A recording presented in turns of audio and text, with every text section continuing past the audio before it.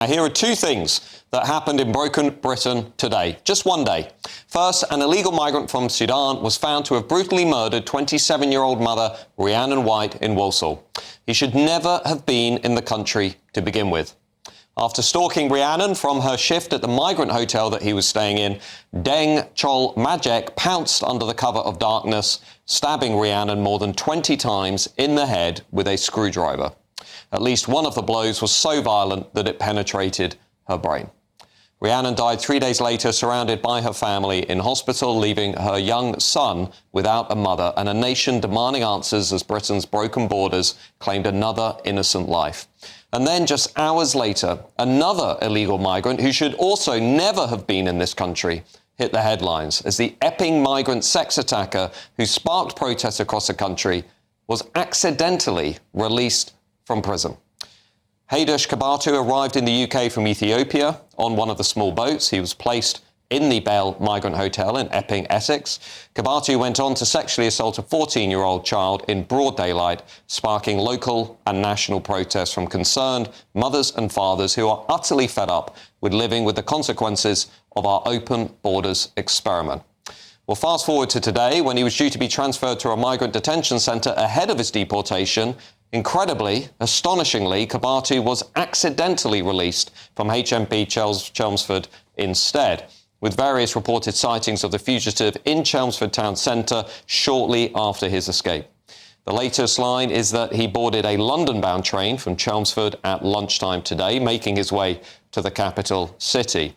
As things stand, that monster is once again roaming our streets. The British state incompetent, completely unable to control what is happening in our country. It is nothing short of a total disgrace. These are just two of countless shocking examples of migrant madness here in Britain. Why are these men even in our country to begin with? And how many more will we hear about in future news bulletins? Britain's future looks less certain than ever.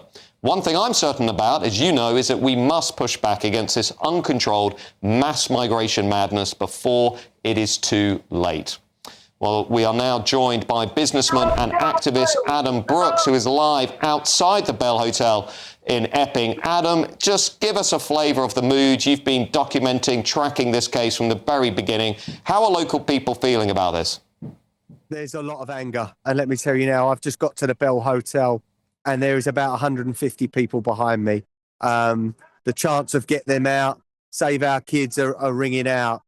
Everyone is in disbelief that our authorities can be this ridiculous, that this country can be so lax with the security of its women and its children. Let's remember that this judge, when sentencing Hadush Kebatu, said that he's a dangerous man and he risks further crime. Now, he is somewhere in London and women and children are at risk. And this is just unbelievable. I can see this protest today escalating, if I'm honest. More and more people are pulling up. The anger is off the charts. You can hear the chanting in the background, Matthew. It's just surreal. I feel like we're in a movie. You know, this country cannot be, can't be this mad. It really can't. And Adam, how many local people are down there, and what's your best guess as to how this protest is going to evolve in the hours and days ahead?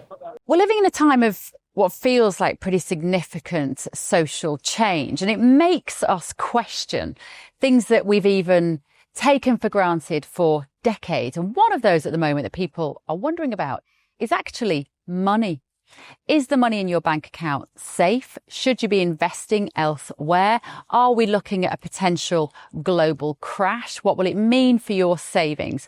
Is there a way that you could be using your money that might be outside of government control even? Well, TallyMoney is potentially one solution. So I'm delighted to say that I'm joined today by the CEO and founder of TallyMoney, Cameron Parry. What is TallyMoney? Well, at TallyMoney, you basically get gold you can spend. So we give people an individual account in their name, everyday account. They get a sort code, an account number. They use that account just like they would pounds from their bank, but it's milligrams of gold that we brand as Tally. Okay. Why would you do that, though? What is the benefit to the customer instead of just having a normal pound sterling account? Gold's performance against the pound is above 11% per annum over the last 25 years on average. But we still need money in our daily lives, and we have savings. We know that it's good common sense and prudent to save up for things, not just living credit. You know, whether it's a holiday or a rainy day, your retirement planning, you need to have money in your life, basically, that you can rely on, that's dependable, that nobody meddles with, that nobody can weaponise against you, which is another element of government control when it's the government currency, which we could talk about another time. And it should be pretty simple and straightforward, and that's what we deliver at Tally. And really, we just want people to feel safe and happy with their money. There was a time when the bigger your bank balance, the more confident you felt. Now it's like, I need to do something with it. I can't leave it there. In Tally, you can. Okay, brilliant. Cameron Parry from TallyMoney, thank you so much. Thank you, Bev.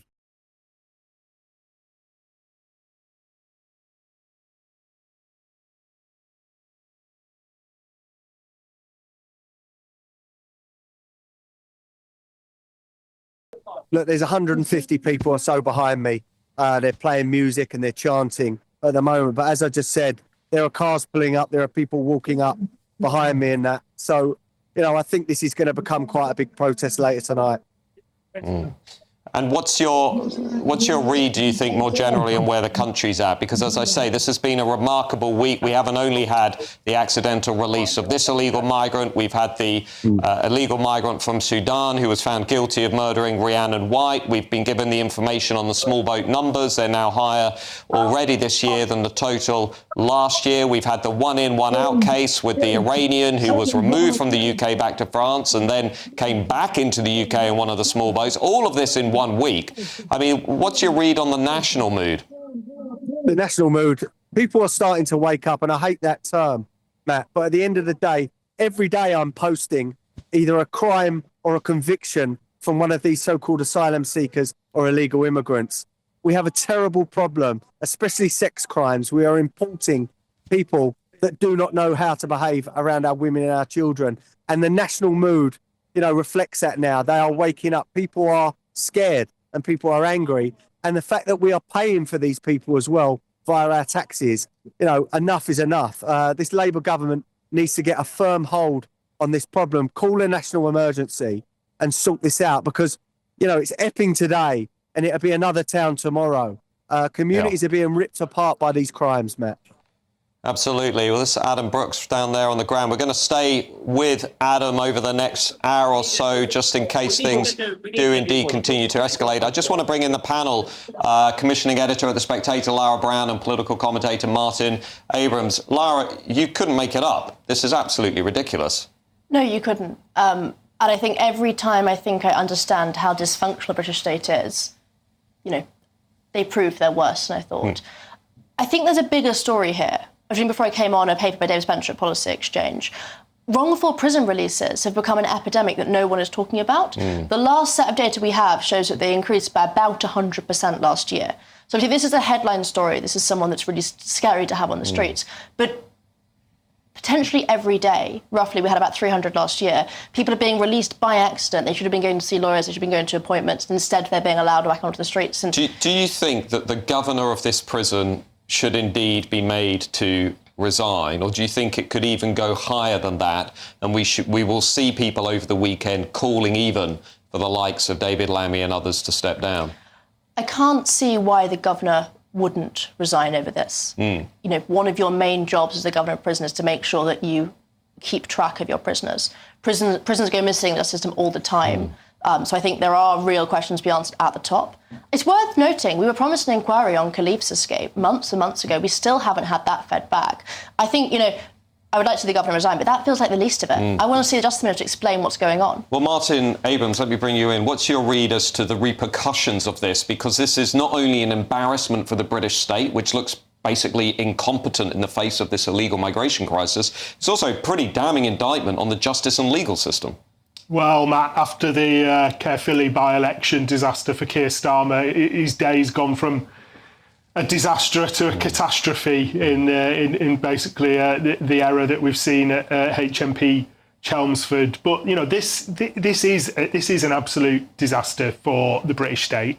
But this goes a lot deeper. You know, we need to look back as to what's happened to our prison system and our judicial system. This is the result of multiple decades of underfunding, of privatisation of our justice and prison system. And that's why Lara is absolutely correct. There's almost 300 accidental releases. You know, that famous one at Wandsworth prison, Khalif, the guy that was then charged with spying and things like that. You know, Daniel Khalif. Daniel Khalif. It is an absolute shambolic affair, and what we need is more investment in our prison systems. Absolutely. I'm going to come back to you in a moment, Martin. I just want to read out this statement from Essex Police, because I think the folks at home are going to want to hear this. We were informed by the prison service, they say, at 12:57 p.m. today of an error this morning surrounding the release of an individual. As a result of that, we've launched a search operation to locate them and are working closely with partner agencies. These fast-paced inquiries have shown that the man boarded a London-bound train at Chelmsford railway station at 12:41 p.m. We understand the concern the public would have regarding this situation and can assure you we have officers working to urgently locate and detain him. Martin, is that going to reassure people at home looking on? To be frank, I don't think it is. No, I don't think so. And, I said before we come on air, there needs to be proper accountability for this, because there's a massive mistrust with politicians and the wider establishment at the moment. And that's because when something like this happens, it's quickly swept under the carpet and no one is made responsible. David Lammy, in my opinion, is at serious risk here. Lara, where does the Labour Party go from here? Because as Martin said, it's not just a Caerphilly by-election. It's also not just the illegal migration crisis spiralling out of control. Numbers never been higher, as we learned this week. We've got the grooming gang inquiry in total chaos. We've had the one-in, one-out shambles with the guy being removed back to France, only to come back into the UK in one of the small boats. I mean, what on earth is going to be going on in number 10 Downing Street right now? I mean, it's a fascinating time to be a journalist, because every week we're having conversations about, could things get worse for Labour? And then things get worse for Labour. It's amazing. I'd say Starmer's last 5 or 6 weeks in government would have toppled any noughties government. They've been that bad in the media, and he's limping on. I think somebody in the next couple of weeks is going to have to go.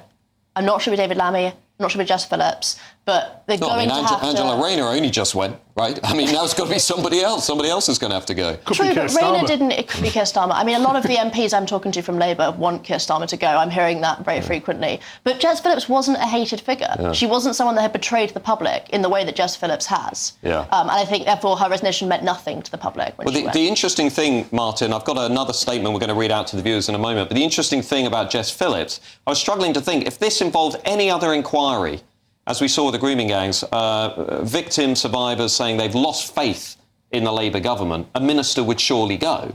But yet, with this particular scandal, in this particular week, Labour seems to just be sort of carrying on regardless. I cannot see how this current administration can continue to preside over this inquiry. There is such a deep level of mistrust from many of the survivors and the victims, and, I think they need a fresh start. Martin, let me just read the viewers this statement from the Ministry of Justice has told GB News that it's looking into reports that Epping migrant sex attacker Hadush Kebatu has been accidentally released from jail. A prison service spokesperson said, "We are urgently working with police to return an offender to custody following a release in error at HMP Chelmsford. Public protection is our top priority and we have launched an investigation into this